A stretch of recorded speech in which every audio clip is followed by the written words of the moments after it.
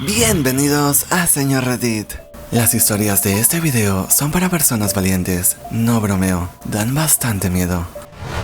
Un día volví a casa de la escuela debido a una especie de dolor abdominal. Subí a acostarme en la cama de mi madre, su cuarto era el más cercano a la puerta de la casa, y me quedé dormida un rato. Desperté unas horas después, pero me quedé echada intentando volver a dormir, cuando de pronto sentí que algo pesado cayó sobre mis sábanas y entre mis piernas. Miré, pero no había nada allí. Tampoco había nada en el techo que pudiera haberse caído. Me fui rápidamente de su cuarto. Mucho después, y después de mudarnos, me enteré que mi madre solía tener noches en las que se despertaba porque creía haber sentido que algo había caído sobre su cama. Empezó a empeorar y eventualmente sintió que la asfixiaban por la noche.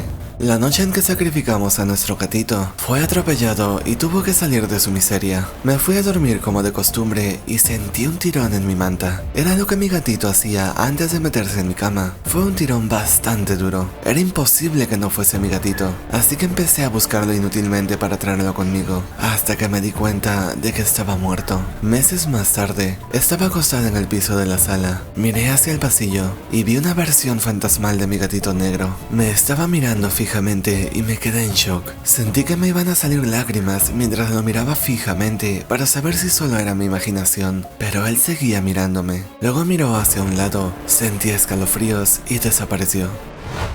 Esto pasó cuando viví en Indonesia. Estoy obsesionada con eso desde que pasó y pienso mucho en esa mujer. Bueno, tuvimos una casa por un tiempo que era como un pastel de bodas. En la parte superior había una habitación pequeña y muy acogedora. Se podía ver muy lejos desde esa habitación. Estábamos en medio de un terreno cuadrado y vacío, en medio de un campo sin usar, grande, llano, abierto, sin ningún lugar donde esconderse. No había árboles que lo bordeasen, solo más campos planos y luego una gran una muralla de 1 metro de alto que separaba el terreno de la casa con los alrededores. Un día, al final de la tarde, estaba allí parada pasando el rato y escuché unos gritos espeluznantes. ¡Ayúdenme, por favor! Era de una mujer que lo repetía varias veces con un acento australiano. La pobre gritaba ayuda al punto que parecía que se le iban a romper las cuerdas vocales. Nunca había escuchado un grito similar. Desde mi cuarto, pude verla corriendo por el campo, algo cojeando. Estaba muy segura de que estaba ensangrentada y golpeada. Ella estaba a la mitad del campo cuando la vi. Bajé corriendo a la planta baja y hacia el campo, pero ella se había ido. No había rastro alguno de ella, ni más gritos. Me tomó alrededor de 1 minuto bajar e ir corriendo al campo, pero ella había desaparecido. No la veía por ningún lado, a menos que Usain Bolt la persiguiera. Era increíblemente improbable que alguien haya entrado en el campo, la haya agarrado y la haya sacado sin que yo los haya visto. Era literalmente imposible. Estuve muy asustada y me quedé en la habitación de arriba hasta que mi esposo llegó. Cuando vino, se lo contó todo y salió corriendo para buscarla en dirección a la que ella había estado corriendo. Me quedé viéndolo desde el cuarto de arriba. Me temblaba el cuerpo y apenas podía mantenerme de pie. Mi esposo fue y volvió por todo el tramo en el que creí que ella había pasado, hasta que encontró algo y volvió corriendo a casa. Era una sandalia con algo de sangre. Me dijo que la encontró por la muralla que posiblemente escaló para entrar al campo frente a la casa. Mi esposo había sugerido que quizá lo imaginé, pero en ese punto ambos supimos que fue real. Llamamos a la policía y vinieron a echar un vistazo. Dijeron que probablemente fue algún tigre, ya que eran comunes en Indonesia, y luego se llevaron la sandalia. No volvimos a saber más del caso, pero si de algo estamos seguros, es que en el área en que vivimos no hay vida salvaje, solo hay muchos cultivos. Además, se me es imposible creer que algún animal se la pudiese haber llevado tan rápido, salvo que hay pterodáctilos en Indonesia de los cuales desconozco. Joder, solo Dios sabe lo que pasó cuando bajaba las escaleras, pero sé que no puede haber sido bueno. Todavía me asusta mucho y hasta me pone paranoica recordarlo. He vivido en 11 casas diferentes en mi vida, pero solo tuve una experiencia espeluznante en una de ellas. Mi esposo y yo estábamos viendo la televisión. Mi hija adolescente había salido con sus amigas. La puerta que conducía a las habitaciones estaba abierta y vi una figura cruzar la puerta. Pensando que nuestra hija había llegado a casa sin que nos diéramos cuenta, me levanté para preguntarle si había almorzado algo, pero no había nadie allí. Le conté sobre esto a mi esposo, y él también había visto la figura ese mismo día y pensó lo mismo.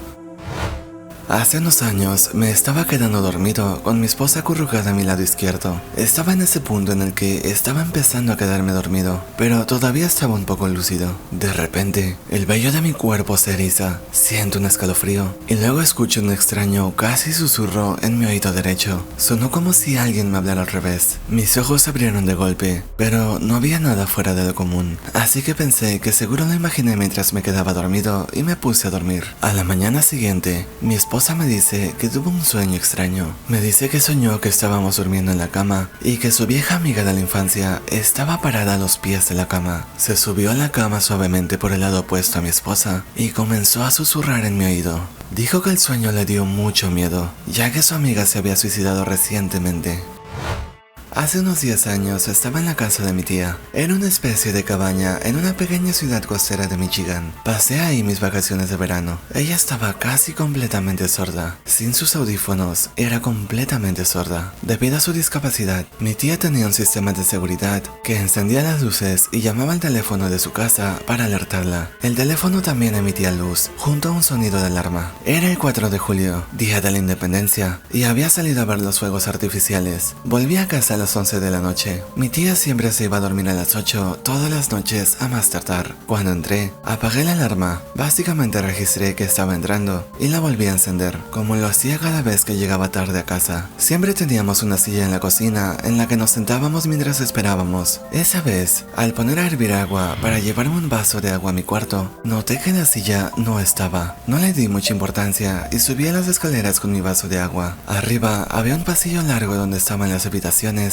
y noté que la silla estaba bajo el pomo de mi puerta, como si alguien me hubiese querido encerrar adentro o quisiera evitar que yo saliese. Corrí a la habitación de mi tía y la encontré profundamente dormida. Sin embargo, al abrir la puerta, su perro guardián salió rápidamente de su habitación, corrió a mi habitación y se puso a ladrar muy molesto a la silla. Desperté a mi tía y se puso sus audífonos. Llamó a la compañía de alarmas y no tenían registro de nada, salvo que ella puso la alarma a las 6:30 y mi entrada, que fue cerca a las 11. A pesar de ello, llamaron a la policía y sugirieron que no tocásemos nada. Cuando llegó la policía, les conté lo que había pasado y fueron a examinar la silla, la cual retiraron de mi puerta con cuidado, en caso de que necesitaran buscar huellas. Cuando intentaron abrir la puerta de mi habitación, la puerta estaba con seguro. Preguntaron por la llave, pero el pomo de la puerta era el original de la casa. La casa se había construido hace más de 200 años y no teníamos la llave. Uno de los policías habló sobre romper la puerta, pero recordé que la ventana de mi cuarto no tenía seguro y les dije que podían entrar por allí. Otro policía entró por la ventana y desde dentro dijo que todo parecía normal. Lo más extraño es que cuando intentó abrir la puerta desde dentro, ni siquiera estaba cerrada. En ese momento, el perro guardián de mi tía ya había entrado corriendo a mi habitación y estaba ladrando muy enojado. La policía se puso alerta y comenzó a registrar toda la casa. Mi tía y yo nos quedamos resguardadas por un policía, pero no encontraron a nadie y tampoco faltaba nada. No tengo ni idea de por qué había una silla bloqueando la puerta de mi habitación y por qué no pudimos abrirla desde fuera, pero sí desde dentro. Eso nunca había pasado. Por si fuera poco, la policía envió un equipo de toma de huellas dactilares y no encontraron huellas recientes en la silla. Ni siquiera encontraron huellas de mi tía, de quien originalmente sospechaban. Tuve problemas para dormir en esa habitación después de eso.